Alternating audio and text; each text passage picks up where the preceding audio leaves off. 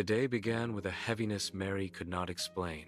The whispers in the streets, the angry shouts from the crowd, and the hurried footsteps of Roman soldiers filled the air. Though her heart had been troubled many times before, this day carried a weight unlike any other. Something deep within her spirit warned her that the hour of her son's greatest suffering had come. As Mary made her way through the narrow streets of Jerusalem, she heard the sound of hammering echoing from Golgotha. Each strike pierced her chest like a dagger. She wanted to run, to stop it all, but her legs trembled beneath her. She had once held the child who brought light into her world.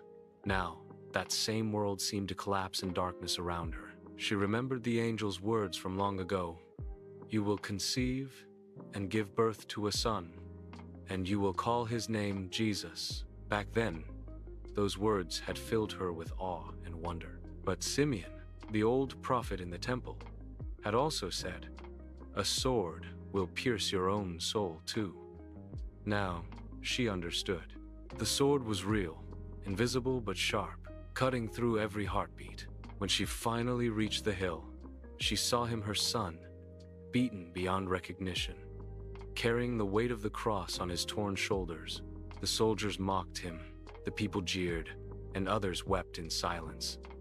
Mary's breath caught in her throat. Every instinct in her wanted to run to him, to lift that cross herself, to take his place. As Jesus stumbled and fell, Mary pushed through the crowd. For a moment, their eyes met. Time stopped. In that single look, a lifetime of love passed between them, from the manger in Bethlehem to this hill of sorrow. He didn't need to speak. His eyes said it all. "Mother, this must be done." When she saw him nailed to the cross, the sound of the hammer echoed like thunder in her soul. She flinched with every strike, feeling as though each blow was against her own flesh. Tears streamed down her face, but she could not look away. Love would not let her turn from her son's suffering. The sky began to darken, clouds gathering as if creation itself mourned. The mocking voices grew faint against the sound of the wind. Mary's fingers gripped her robe so tightly, her knuckles turned white. She whispered prayers through trembling lips, prayers of mercy, of strength, of impossible hope. Standing beside her was John, the disciple Jesus loved. He gently placed a hand on Mary's shoulder, steadying her as her knees weakened. Then Jesus, in his agony, looked down and said, "Woman, behold your son." To John, he said, "Behold your mother." Even in his suffering, he made sure she would not be alone. Mary nodded through her tears. She understood the meaning behind his words. John would care for her now, as Jesus once did. But her heart still cried out, how could she live in a world without him?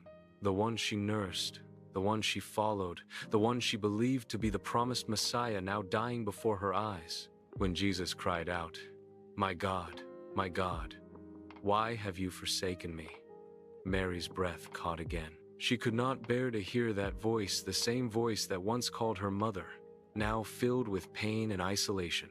Her soul ached with helplessness, knowing she could not comfort him. Memories flooded her mind. Jesus as a child, laughing as he played among the olive trees. His gentle words to the sick, the way he calmed the storm with a command. How could such love be met with such cruelty? She thought of the people he healed. Were they among the crowd now, watching silently? Then came the moment that shattered her world. Jesus uttered, "It is finished." The words hung in the air, final and heavy.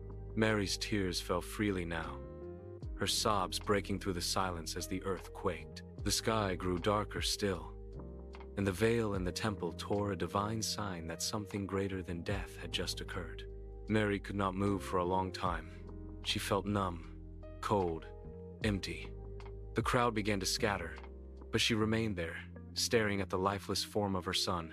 She longed to hold him one last time, to cradle his broken body as she had cradled him as a newborn.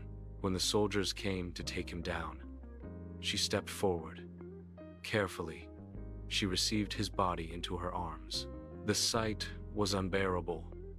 The wounds, The blood, the crown of thorns, still pressed into his brow, yet she held him close, rocking him gently as if time could somehow reverse itself.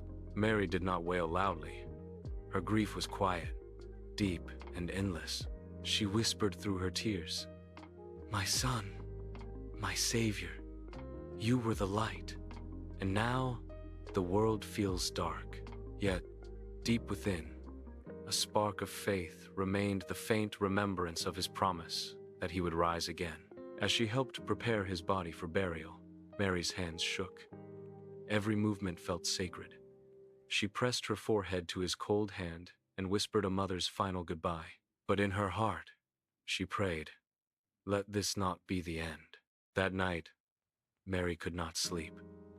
The image of the cross haunted her mind, the sound of the nails, the sight of the spear.